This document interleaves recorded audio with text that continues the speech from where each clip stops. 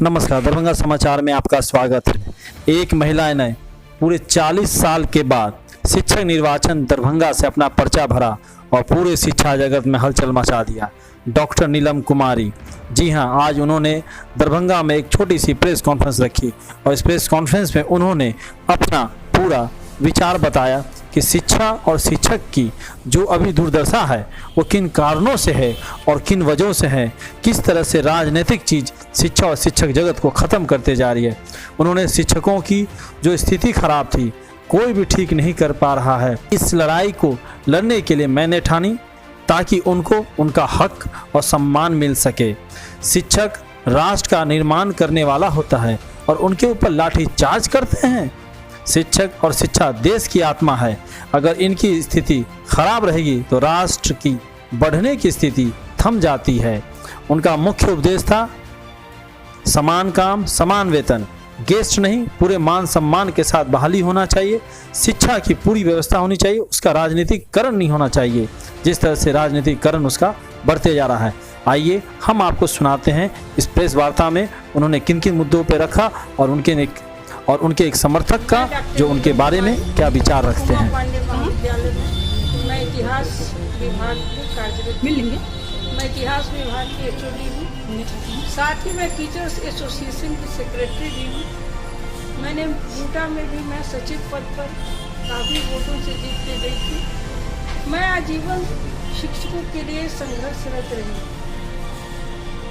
आज ये दरभंगा शिक्षक क्षेत्र से खड़ा होने की मेरी बात जहन में इसलिए आई कि मैंने देखा शिक्षकों की स्थिति बहुत खराब है और उनकी लड़ाई लड़ने की जरूरत है। जो शिक्षक राष्ट्र निर्माता है, राष्ट्र की धुरी है, किसी भी राष्ट्र का विकास अच्छे शिक्षक के बिना संभव ही नहीं है।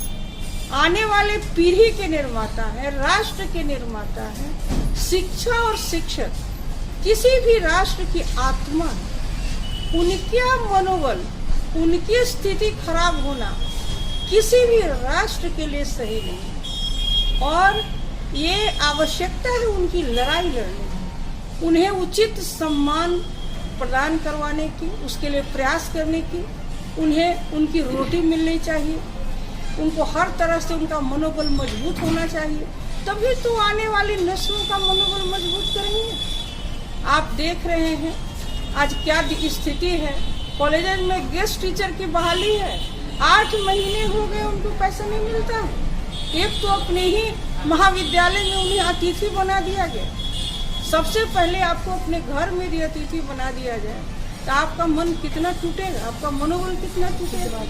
और जो भी पैसा मिलता था वो भी नहीं मिल रहा है। जब वो आवाज उठाते हैं तो लाठी डंडे उन पर पड़ते हैं। जरा आप ही सोचिए, क्या एक शिक्षक के साथ ये सलूक होना चाहिए? क्या यह न्यायोचित है? क्या यह उचित है? कदापि नहीं, कदापि नहीं। यह बर्दाश्त के योग्य बातें नहीं।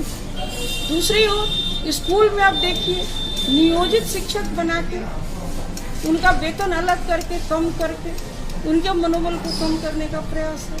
हर जगह बंटवारा शिक्षक में ही डिवाइड एंड रूल, जो ब्रिटिश की नीति थी कि फूट डालो और राज करो, डिवाइड एंड रूल, वो हमारे टीचरों में ही डिवाइड एंड रूल हो रहा है। कितनी गलत बात है। मेरा कहना है समान काम और समान वेतन।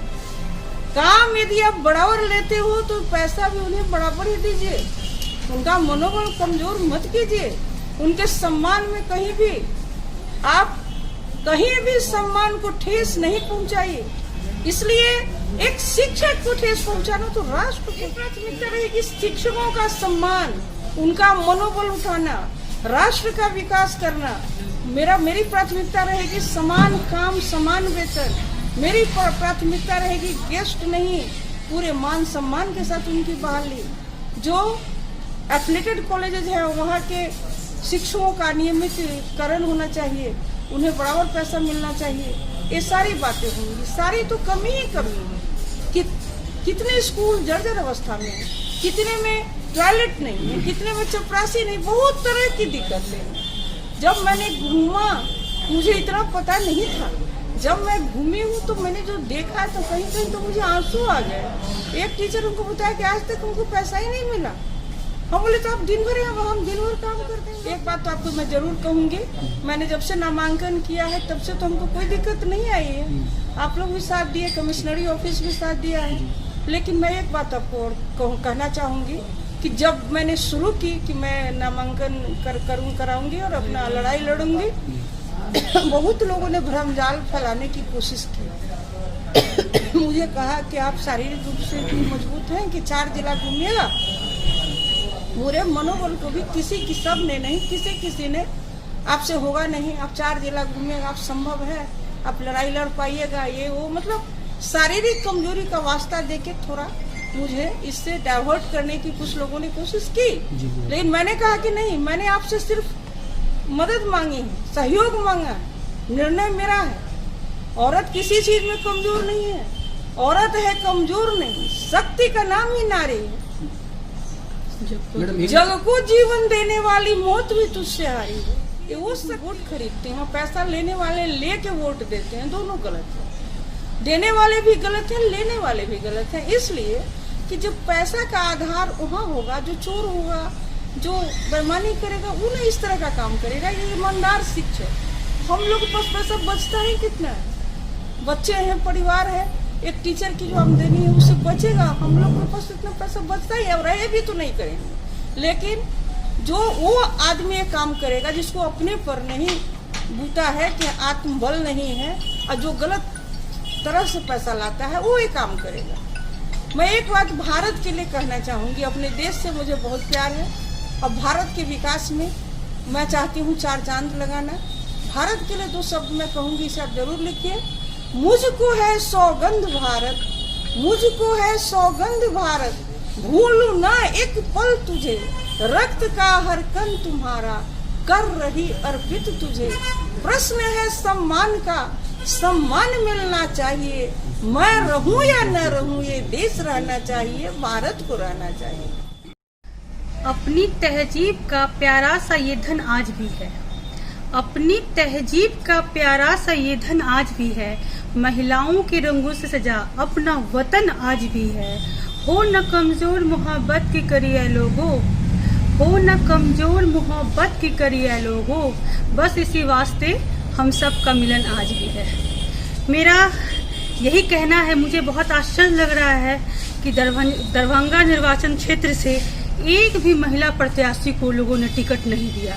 मैं पूछना चाहती हूँ, जितने हमारे राजनीतिक दल है, क्या महिलाएं इस लायक नहीं हैं? तो उन्हें हटा देना। झूठ मूठ का क्या मतलब, ढोंग, तो हुआ ढोंग हुआ ना। मैं आप लोग से पूछती हूँ, आप लोग ये सवाल उन लोगों से पूछिए कि 40 वर्षों में क्यों किसी महिलाओं को टिकट नहीं दिया गया। हार जीत तो अलग बात है, वो तो सेकेंडरी आता है, लेकिन हाँ, मतलब महिलाओं को क्यों नहीं दिया गया, किसी पॉलिटिकल दल ने क्यों नहीं दिया। मैं तो धन्यवाद देती हूँ डॉक्टर नीलम कुमारी का, जो इन्होंने हिम्मत की, इन्होंने एक इतिहास रचा। यदि हम सामने आएंगे तब तो जीत है या हार है। लेकिन लोग कहने के लिए बड़ी बड़ी बातें करते हैं, अरे हम महिलाओं का विकास चाहते हैं, ऐसा चाहते हैं, वैसा चाहते हैं। फिर क्या महिलाएं इस लायक नहीं है कि वो विधान परिषद में जाएं?